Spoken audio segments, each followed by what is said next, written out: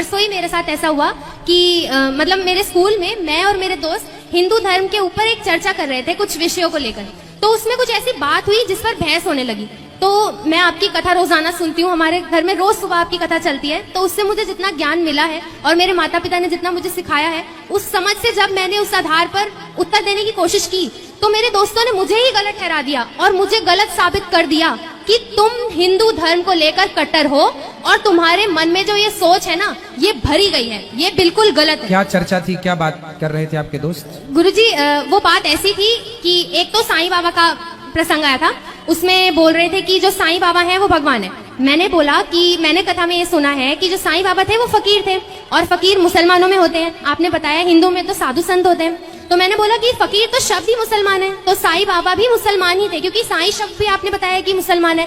लेकिन वो सब मतलब उल्टा मेरे ऊपर चढ़ गए कि मतलब तुम तो हिंदू मुस्लिम में भेद करती हो, ये है वो है। मतलब मैंने इतना समझाने की कोशिश की, लेकिन वो 6-7 जने थे और मैं अकेली थी। मैं किसको कैसे जवाब दे पाती? कोई बात नहीं, शेर अकेले ही होता है, गीदड़ की झुंड होती है, कोई दिक्कत नहीं है।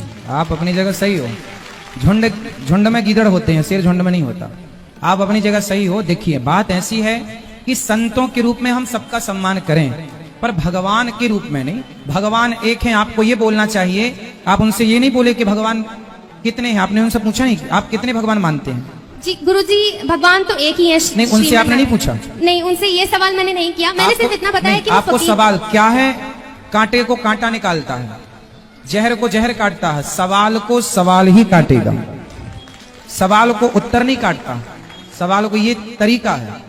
जब कोई आपसे सवाल करे कि कोई, जैसा आपने नाम लिया कि क्या वो भगवान है, तो आप उनसे ये पूछना कि ये पहले ये बताओ कि आप कितने भगवान के बारे में जानते हैं, कितने भगवान मानते हैं। तो वो बताएंगे, वो उनको ज्ञान होगा तो वो ये बताएंगे कि भगवान एक है। यदि ज्ञान नहीं होगा तो 17 भगवान बताएंगे। समझ लेना कि अज्ञानी है। जो 17 भगवान बताए वो अज्ञानी, और जो एक माने एक ईश्वर में वो ज्ञानी है। 17 है ही नहीं हमारे यहाँ। हमारे यहाँ एको ब्रह्म द्वितीयो नास्ति, ईश्वर एक है। फिर आपको ये बोलना था कि जब भगवान एक है तो उनसे फिर सवाल करना था कि तुम्हारे बाप कितने हैं। वो बताते कि बाप एक है, तो आप पूछना, फिर सवाल करते क्या 2 बाप हो सकते हैं? फिर वो बताते नहीं, 2 बाप नहीं हो सकते। तो फिर आपको कहना था जैसे 2 बाप नहीं हो सकते ऐसे 2 भगवान नहीं हो सकते। जी गुरुजी, और मेरा आखिरी प्रश्न ये है कि मतलब जैसे मैंने अभी बताया कि बाहर के लोग मतलब उनकी सोच आजकल ऐसी हो गई है कि वो कहते हैं कि तुम्हारा ना ब्रेन वॉश किया जा रहा है, तुम्हारे दिमाग में इन चीजों को भरा जा रहा है। तुम्हारे अपने कोई सिद्धांत नहीं है हिंदू धर्म को लेकर, तुम्हारा अपना कोई ज्ञान नहीं है, तुम्हें सिर्फ ये सिखाई जा रही है और वो चीजें तुम्हारे माँ बाप तुम्हारे दिमाग में भर रही हैं। अब गुरुजी आप ही बताइए, ज्ञान तो बच्चों को अपने माता पिता से ही मिलता है ना, और किससे मिलेगा? उनसे बोलना कि बेटा ये पूरी धरती और दुनिया में जितने मजहब पंथ और हैं वो सब सनातन संस्कृति के ज्ञान पर ही टिके हैं। यहीं से सबने ज्ञान चोरी किया है। यहाँ जो ज्ञान इतना साइंटिफिक ज्ञान है, उनसे पूछना कि आपके आज डॉक्टर बताता है कि स्त्री के गर्भ में जो बच्चा है 3 माह का हो जाए तब उसका लिंग परीक्षण होता है, लड़का है कि लड़की। तुम आज ये बात जानते हो, हमारे ऋषि मुनि ने हमारा अपना ज्ञान हजारों साल पहले ये बता चुका है। भागवत जी में लिखा, समझाओ उन मूर्खों को। अब पढ़े तो जाने, नहीं पढ़े। अब उनसे पूछना कि सूर्य ग्रहण पड़ता है, चंद्र ग्रहण पड़ता है जब नासा नहीं था। 1950 के पहले, 1940 के पहले तो नासा भी नहीं था। तो जब नासा नहीं था तब क्या सूर्य ग्रहण नहीं पड़ता था? जब पड़ता था, जब नासा नहीं जानता था, तब भी भारत के लोग जानते थे कि पंचांग में लिखा रहता था। हमारे देश में शतक पंचांग होता है, शताब्दी पंचांग, 100 साल पुराना पंचांग भी मिल जाएगा। वो पंचांग भी आज अवेलेबल है जो जब नासा नहीं था। आप गूगल में डालना कि 2050 में किस तारीख को सूर्य ग्रहण पड़ने वाला है। गूगल अभी ना बता पाएगा इतने आगे का, लेकिन आप पंचांग उठाकर देखिए हमारे सनातन धर्म का। आज की डेट से 100 वर्ष आगे का पंचांग है। आज से 100 साल 2099 में किस तारीख को कितने बज के सूर्य ग्रहण पड़ेगा वो आज लिख दिया गया। ये भारत का ज्ञान है। अब इन मूर्खों को समझाए कौन, जो अभी गूगल भी नहीं जानता कि 2099 किस तारीख को सूर्य ग्रहण पड़ने वाला है। 99 कौन जानता है, लेकिन हमारा शताब्दी पंचांग बताएगा, और वही बताएगा जो परफेक्ट है। मतलब इतने आगे की गणित भी निकालने कोई बैठा है तो हिंदू धर्म में ये ताकत है, सनातन में ये ताकत है। ये साइंस तुम क्या पढ़ोगे और क्या पढ़ाओगे? तुमने अपनी संस्कृति को भुला दिया, अपने धर्म को पढ़ना भूल गए, अपनी संस्कृति को भूल गए। वरना आज दुनिया में हर रिसर्च आप कर रहे होते, अर्थात भारत कर रहा हो। तो उनसे बोलना कि विमान का आविष्कार किसने किया? दुनिया के किसी धर्म की पुस्तकों में विमान का जिक्र नहीं है, पर हिंदुओं के वेद पुराणों में पुष्पक विमान का जिक्र है। मतलब हम विमानों की टेक्नोलॉजी को जानते थे, इसलिए पुराणों में जिक्र है, वरना दूसरे मजहब पंथ के धर्मों के लोगों ने क्यों जिक्र नहीं किया? दूसरा, उनसे बताना कि 1885 में दलपदे जी ने विमान बनाया था। उसके पहले सतयुग में करदम जी ने विमान बनाया था, नाम था कामक विमान। और राइट ब्रदर्स ने 1903 में विमान बना के उड़ाया। समझाओ कि राइट ब्रदर्स तो आज के हैं, हम तो पहले से। पुष्पक विमान और दलपदे जी का नाम याद करो कि दलपदे जी ने 1885 में विमान बनाया था। उसी ड्राइंग को ये लोग कॉपी किए थे। अब जानते नहीं ना भारत के इतिहास, ये तो सिकंदर को महान बताने वाले लोग हैं जो जीता बस। ये तो भूल गए कि हमारी अपनी संस्कृति क्या है। ये झांसी की रानी को नहीं पढ़ते, स्वामी विवेकानंद जी को नहीं पढ़ते, आद्य शंकराचार्य जी को नहीं पढ़ते, वरना ये बहुत आगे जाते।